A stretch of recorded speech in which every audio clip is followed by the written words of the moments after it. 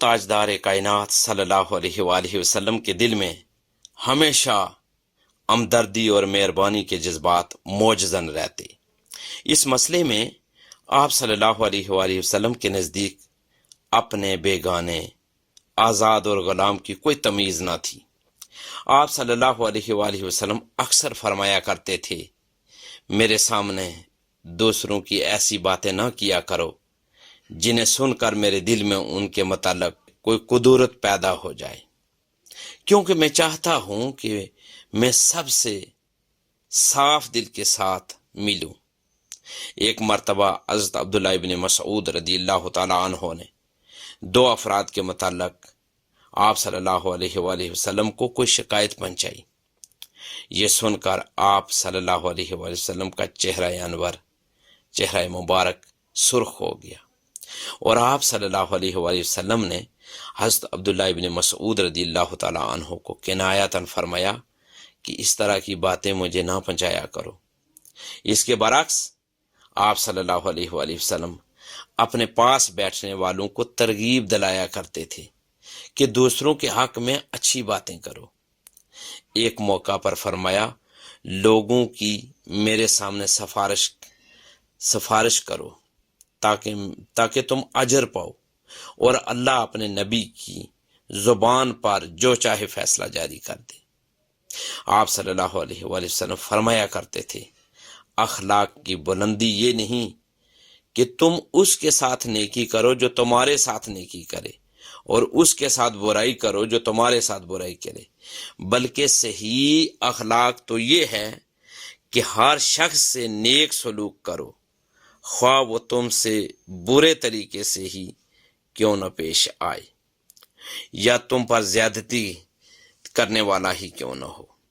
اسی بنا پر آپ صلی اللہ علیہ وآلہ وسلم کے نزدیک نیکی کا مفہوم ہی حسن خلق، یعنی دوسروں سے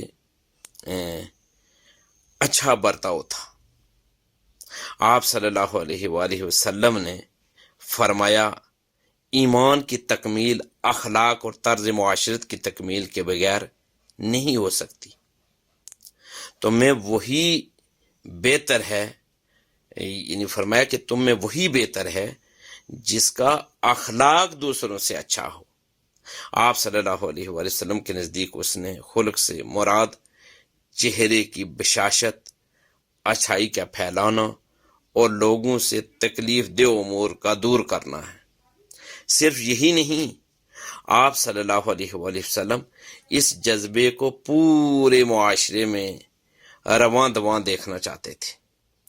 ارشاد تھا، تم اس وقت تک مسلمان نہیں ہو سکتے جب تک دوسروں کے لیے بھی وہی پسند نہ کرنے لگو جو خود اپنے لیے پسند کرتے ہو۔ ایک موقع پر فرمایا، ایک دوسرے پر بغض و حسد نہ کرو، نہ ایک دوسرے سے روگردانی اختیار کرو، اور نہ ایک دوسرے کے اندرونی معاملات کی خواہ مخواہ ٹو لگاؤ۔ اور فرمایا، اے اللہ کے بندو، سب بھائی بھائی ہو جاؤ۔ یہی وجہ تھی کہ نہ صرف مسلمان بلکہ غیر مسلم بھی آپ کے در دولت سے پوری طرح مستفید ہوتے رہے۔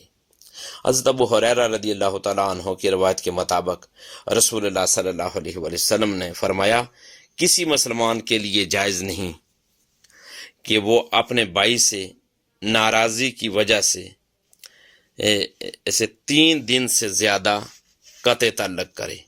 اگر ناراضی کی حالت میں اسے موت آ گئی تو وہ جہنم میں جائے گا۔ دیکھیے، ہمیں چاہیے کہ ہم پیارے آقا حضور تاجدار کائنات صلی اللہ علیہ وآلہ وسلم کی سیرت کو سٹڈی کریں، اور پھر ہم اس کے مطابق زندگی گزارنے کی پوری کوشش اور صحیح کریں۔ یاد رکھیں اپنی اس عارضی اور فانی زندگی کو، جو ہمیشہ والی زندگی ہے، اس کے لیے فوکس آخرت پر رکھیں، آنے والی زندگی پر رکھیں، جس کا آغاز آفٹر ڈیتھ ہوگا۔ جب دنیا کی آنکھ بند ہو جائے گی تو آخرت کی آنکھ کھل جائے گی۔ सारा फोकस आखिरत पर रखें इंशाल्लाह। ये करने से दुनिया की ज़िंदगी भी अच्छी हो जाएगी और आखिरत की ज़िंदगी भी अच्छी हो जाएगी। दीन की बात फैलाना सदका जारिया है। सवाब की नीयत से वीडियो को शेयर जरूर कीजिए। जज़ाकल्लाह।